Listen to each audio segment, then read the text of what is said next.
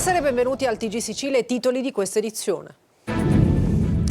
C'è anche la fidanzata di una delle vittime della strage di Monreale fra le persone coinvolte nella sparatoria di sabato notte in piazza Nascé a Palermo. La ragazza avrebbe tentato di disarmare il giovane armato di fucile. A Taormina arrestato un infermiere per violenza sessuale aggravata. È accusato di aver abusato in auto e in garage di un 14enne dalle ridotte capacità nei momenti in cui avrebbe dovuto accudirlo. Tentata violenza sessuale a Caltanissetta, vittima una studentessa di 23 anni assalita improvvisamente da un uomo che ha provato a violentarla. La giovane è riuscita a divincolarsi. In fuga ha chiesto aiuto ai carabinieri e arrestato il mancato stupratore. Il presidente dell'ARS Gaetano Galvagno nel consueto scambio d'auguri con la stampa parlamentare quest'anno a Catania mostra soddisfazione per l'approvazione della manovra finanziaria regionale e spinge per il rimpasto della giunta Schifani.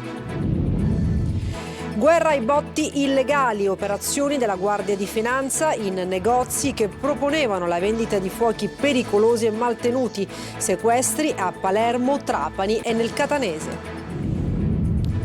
Cene e pranzi di Natale. In questo 2025 ogni famiglia ridurrà di una portata il menù della vigilia, del 25 e del cenone di Capodanno. Pesano i rincari del 5% per Natale e del 2% per Capodanno.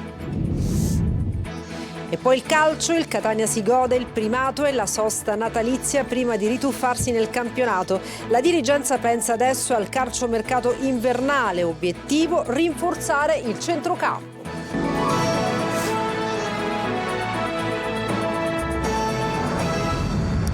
Dunque, bentrovati, lo avete sentito, c'è anche la fidanzata di una delle vittime della strage di Monreale fra le persone coinvolte nella sparatoria di sabato notte in piazza Nascé a Palermo.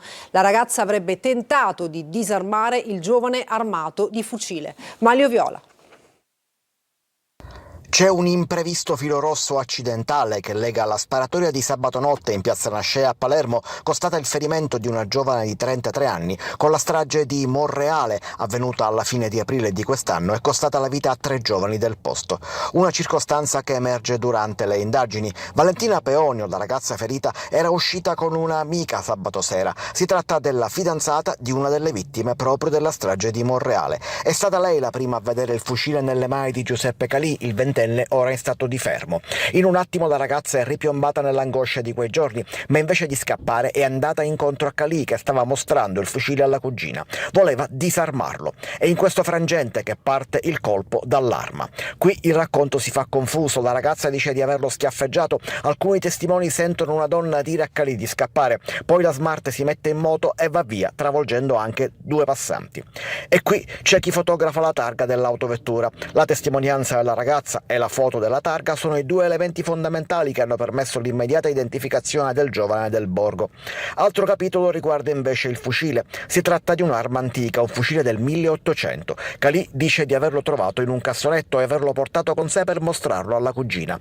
Tutto il resto sarebbe accidentale, ma la versione fornita dal ragazzo è ancora in fase di verifica. Ma il senso di insicurezza la città di Palermo non lo vive soltanto per le vie della Movida. Mentre ancora si indaga sulla sparatoria di sabato notte, in via Brigata Verona, in tutt'altra zona della città, esplode un ordigno artigianale collocato in un distributore di sigarette accanto ad una delle più antiche e note pasticcerie. Danni al distributore e al gazebo del bar. Agli inquirenti adesso spiegare il messaggio. Siamo costretti a chiudere prima i nostri locali. Titolari dei pub di via La Lumia alzano la voce dopo i nuovi episodi di violenza che hanno scosso la città. Occorrono maggiori controlli delle forze di polizia da mezzanotte alle 3. Marco Gullà. Cittadini che non escono dopo una certa ora, locali che iniziano a chiudere prima, lamentele e paura. Siamo nel comprensorio di via La Lumia, ancora una volta finita nelle pagine della cronaca per episodi di violenza. Un danno anche per i titolari di pub costretti ad anticipare la chiusura proprio per evitare che all'interno dei propri esercizi possano avvenire risse o altro. Come commercianti di via La Lumia ci siamo riuniti più volte per discutere questo, che è un grande problema per noi. Infatti solitamente chiudiamo il locale durante la settimana all'1, il fine settimana alle 2, quindi ci priviamo di poter andare anche magari di settimana, di tenere il locale un poco più aperto qualche ora in più, onde evitare di trovarsi poi fra i clienti delle persone poco raccomandabili. I controlli, dicono i titolari di ristoranti e pub, ci sono, ma solo fino a mezzanotte. La polizia deve essere presente dalla mezzanotte alle 3 di notte e non dalle 8 alla mezzanotte, dove praticamente trovi solamente persone che stanno cenando e sicuramente è un altro tipo di utenza. Meno incassi, meno gente, più paura, più preoccupazione. Serve una task force più efficace. Che questi ragazzi purtroppo famiglie non ne hanno e quindi loro corrono dove c'è pericolo, al contrario. La differenza è che una persona invece di 40 anni o 50 anni se la pone una domanda, dice: ma se io devo uscire la sera mi devo andare a bere una cosa, ma a questo punto perché devo andare in via Silo della Lumia, dove può partire un colpo di pistola involontario o dove si litigano e parte un bicchiere e mi prende nella testa? A Taormina un infermiere 63enne arrestato per abusi sessuali su un 14enne disabile. Le indagini partite da una segnalazione della scuola. Francesco Triolo. Avrebbe abusato di un 14enne dalle ridotte capacità nei momenti in cui lo aveva in affido per accudirlo. È l'accusa contestata ad un infermiere di 63 anni originario di Partinico in provincia di Palermo, che è stato arrestato dagli agenti del commissariato di Taormina per violenza sessuale aggravata. Nei confronti dell'indagato la polizia ha eseguito un'ordinanza di custodia cautelare in carcere emessa dal GIP di Messina su richiesta della procura. Le indagini avviate dopo una segnalazione delle autorità scolastiche condotte dai poliziotti del commissariato di Taormina si sono avvalse anche di intercettazioni telefoniche ed ambientali. Secondo la procura di Messina, che ha coordinato le indagini, l'attività investigativa svolta ha consentito di raccogliere gravi indizi di reato nei confronti del 63enne, che avrebbe abusato del minorenne in auto e in un garage, approfittando dei momenti in cui il minorenne gli veniva affidato e delle ridotte capacità dello stesso. Il 63enne, dopo l'arresto, è stato condotto in carcere a Messina. E un odontoiatra è stato denunciato dai carabinieri dei NAS di Catania, che nel suo studio hanno sequestrato farmaci e dispositivi medici scaduti pronti ad essere utilizzati, che sono stati appunto sequestrati. Andiamo a Caltanissetta, da sola in pieno centro nel tardo pomeriggio una studentessa universitaria aggredita in strada a scopo di violenza. È riuscita fortunatamente a reagire e a chiedere aiuto. È stato decisivo l'intervento immediato dei carabinieri. Rita Cinardi.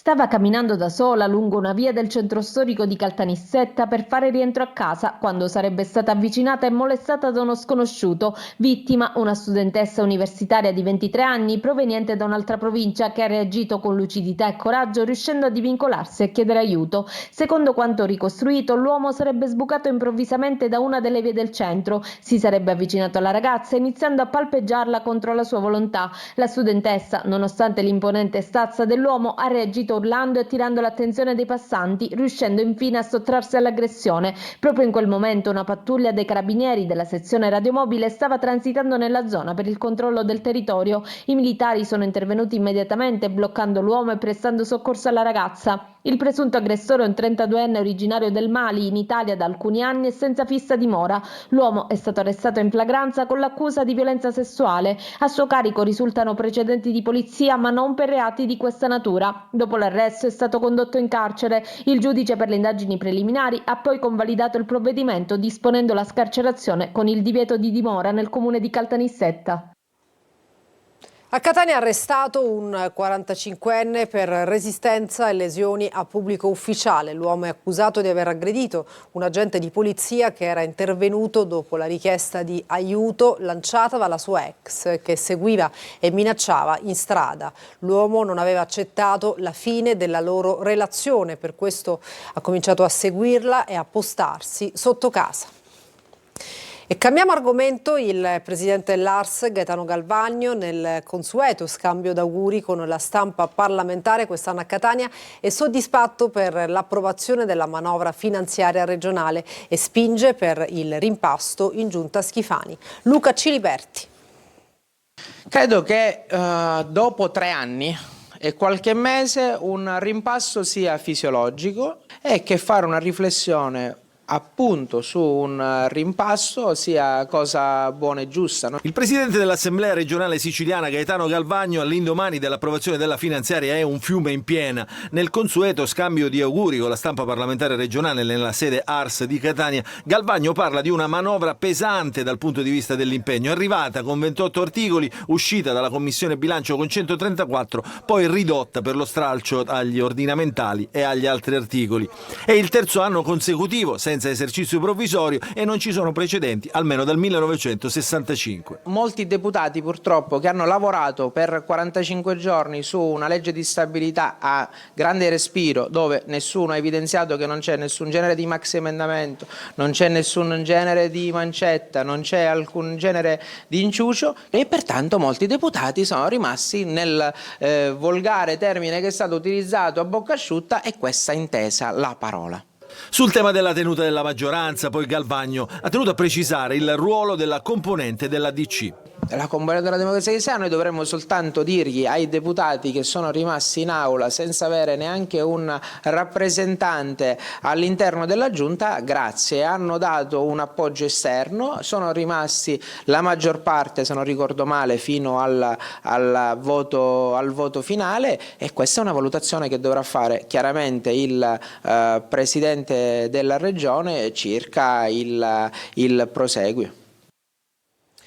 E adesso la storia di una bambina contesa, atterrati a Catania ieri sera Angelo Papale e la figlia di 4 anni, bloccati a Teheran perché la madre della piccola iraniana le aveva sequestrato i documenti. Fondamentale l'intervento della Farnesina il 12 gennaio all'udienza davanti al giudice di Caltagirone. Emanuela Corsi.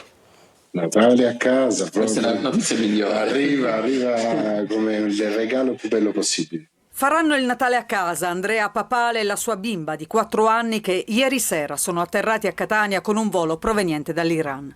Padre e figlia da 2 mesi erano bloccati a Teheran, impossibilitati a rientrare in Italia perché la bambina era priva dei documenti per viaggiare. Una storia che inizia 2 anni fa e che Andrea, nonostante la stanchezza, ci racconta. L'uomo, originario di Caltagirone, aveva sposato a Milano una donna iraniana. Dall'unione era nata la piccola. Diciamo che un giorno è andata in vacanza, ha deciso di non tornare più, per cui ha sottratto la bambina più di 2 anni fa. La donna era tornata in Iran e Andrea spesso si recava nel paese mediorientale per rivedere la figlia. A un certo punto sono rimasto nel territorio iraniano come l'unico tutore legale della bambina, perché mia moglie si è allontanata senza alcuna organizzazione o autorizzazione. Per cui avevo difficoltà, ero impossibilitato a tornare nel territorio italiano perché alla bambina erano stati trattenuti o sequestrati i documenti. Una vicenda internazionale che nelle scorse settimane aveva sollevato forte preoccupazione sul piano umano e giuridico. Il rientro in Italia è stato reso possibile grazie all'intervento del consolato italiano e dell'ambasciata e l'ufficio tutela minori della Farnesina, che hanno provveduto al rilascio di un documento valido per l'esproprio temporaneo, consentendo così il ritorno della minore nel territorio nazionale assieme al padre. Con il rientro in Italia si passa adesso all'autorità giudiziaria italiana. Ovviamente in contemporanea in Iran seguiranno processi separati, non fosse altro per la doppia giurisdizione, preparati per ottenere quello che è un diritto, dico sempre, non più dei genitori ma più della bambina. È già stata fissata per il 12 gennaio l'udienza davanti al giudice italiano. Guerra ai botti illegali, retate della Guardia di Finanza in negozi che proponevano la vendita di fuochi pericolosi e maltenuti. Operazioni a Palermo, Trapani e nel Catanese. Orazio Longo. Luci decorative, accessori per gli alberi di Natale, palle, stelle filanti, capelli d'angelo, elfi e giochi vari. Tutto esposto alla vendita ma con informazioni incomplete e fuorvianti in merito all'origine dei prodotti. Insomma, dei falsi made in Italy, secondo gli uomini della Guardia di Finanza del Comando Provinciale di Palermo, che a Carini in una operazione prenatalizia hanno sequestrato 1 milione di addobbi natalizi già posizionati, come si vede dalle immagini, negli scaffali, e 44.000 artifici pirotecnici illegali per un totale di 8 quintali e una massa esplodente di 100 176 kg. Tra il materiale sottoposto al sequestro vi erano i classici fuochi d'artificio, ma anche ordigni che simulano per forma ed effetti candelotti di dinamite, capaci di produrre fortissime detonazioni estremamente pericolose. Ma la guerra ai botti illegali si estende di fatto a tutte le province siciliane. A Trapani i Baschi Verdi hanno sequestrato 170 kg di fuochi pirotecnici custoditi in uno scenario ad alto rischio, tenuti a terra nelle vicinanze di confezioni di alcol etilico sotto pesanti scatoloni che ne deformavano la confezione. Alcuni fuochi erano addirittura esposti accanto a una piastra da cucina recentemente utilizzata. Il responsabile è stato deferito per il reato di fabbricazione o commercio abusivo di materiale esplodente. In provincia di Catania, a Mascalucia e Paternò le Fiamme Gialle hanno sequestrato circa 200 kg di materiale pirotecnico, circa 60.000 articoli detenuti per la vendita in locali non idonei in assenza delle necessarie autorizzazioni, denunciati i titolari degli esercizi commerciali. Sono giorni di corsa all'acquisto degli ingredienti per il menù di Natale tra vigilia e pranzo, ma quanto costa sedersi a tavola durante queste festività? Le associazioni dei consumatori hanno fatto i conti in tasca agli italiani. Simona Mazzone. Signori, è aperto il buffet!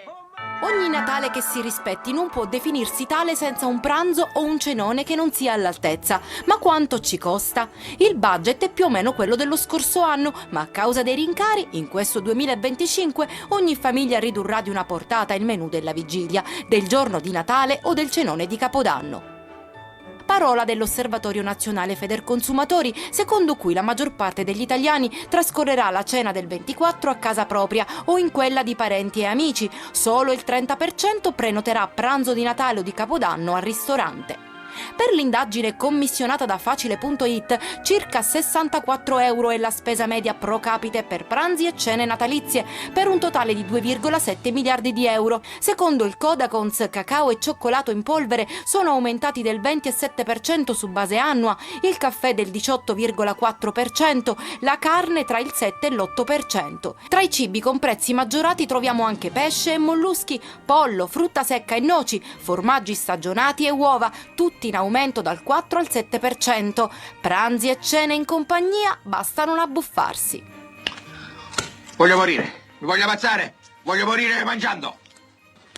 Cosa posso fare per farmi perdonare? Passami gli spaghetti, né? Alcuni dati sono in controtendenza, ad esempio l'olio di oliva scende il prezzo rispetto allo scorso anno di oltre il 17% e una lieve riduzione del costo degli spumanti, circa il 3%, che potrebbe rendere meno oneroso il tradizionale brindisi natalizio. Moglie mia, io non so dove sei, ma ovunque tu sia, io faccio un brindisi alla facciaccia tua. E alla salute mia! Alla salute! Dal carcere alla Valle dei Templi, un filo d'olio che diventa futuro. Ad Agrigento concluso con successo il progetto di formazione e lavoro dedicato ai detenuti tra olio, pane e inclusione sociale. Davide Sarto. Dal carcere alla Valle dei Templi, passando per il lavoro, la dignità e la speranza. Ad Agrigento si chiude così l'edizione 2025 di Viaggiare su un filo d'olio, un progetto che unisce istituzioni, territorio e inclusione sociale.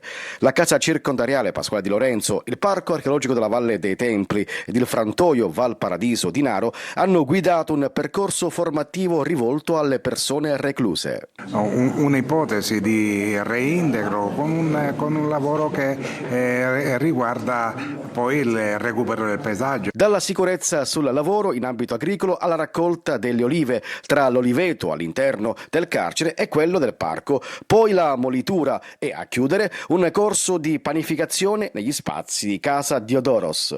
Anche riuscire ad andare fuori e quindi poter guardare il tramonto, poter guardare la valle, riuscire a sentire gli odori, riuscire a toccare la terra. Ecco, è questa l'attività che è la missione soprattutto che come amministrazione penitenziaria vogliamo portare avanti. Un'esperienza concreta di formazione e lavoro che si conclude con la degustazione del pane e dell'olio prodotti dai detenuti, un filo d'olio che diventa filo di futuro.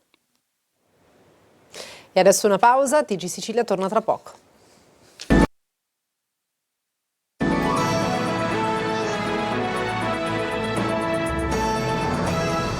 Bentornati al TG Sicilia, adesso il calcio. Dopo la conclusione del girone d'andata e con il primo posto la dirigenza del Catania pensa adesso al calciomercato invernale, obiettivo primario rinforzare il centrocampo. Francesco Triolo.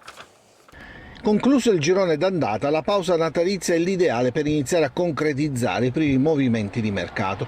Il Catania deve operare in entrata soprattutto a centrocampo e sono 4 i nomi per la mediana. La priorità è cercare un centrocampista al posto dell'infortunata Aloi e, come spiegato da Alessandro Vagliasindi a Corner, il Catania segue 4 piste. In pole position c'è Emmanuel Ghiabua, mediano 24enne in forza all'Avellino, ma il cui cartellino è di proprietà dell'Atalanta. Le alternative valutate sono il 28enne Andrea Vallocchia della Ternana, già seguito la scorsa estate, il 29enne Luca Palmiero dell'Avellino e il 28enne Giuseppe Carriero del Trapani ed ex rossazzurro. La dirigenza è al lavoro per effettuare un rinforzo per reparto nel mercato di gennaio. In avanti l'obiettivo noto è Giovanni Bruzzaniti. L'incontro programmato c'è stato ma senza esiti risolutivi.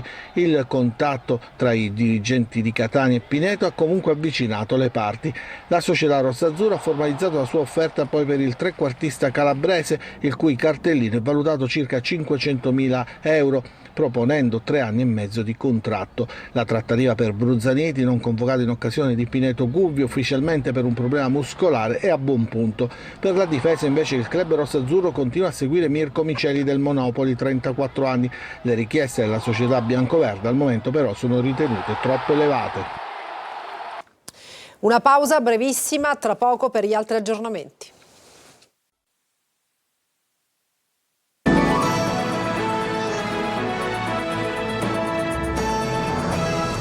Per questa edizione nessun altro aggiornamento, grazie per averci seguito e buona serata.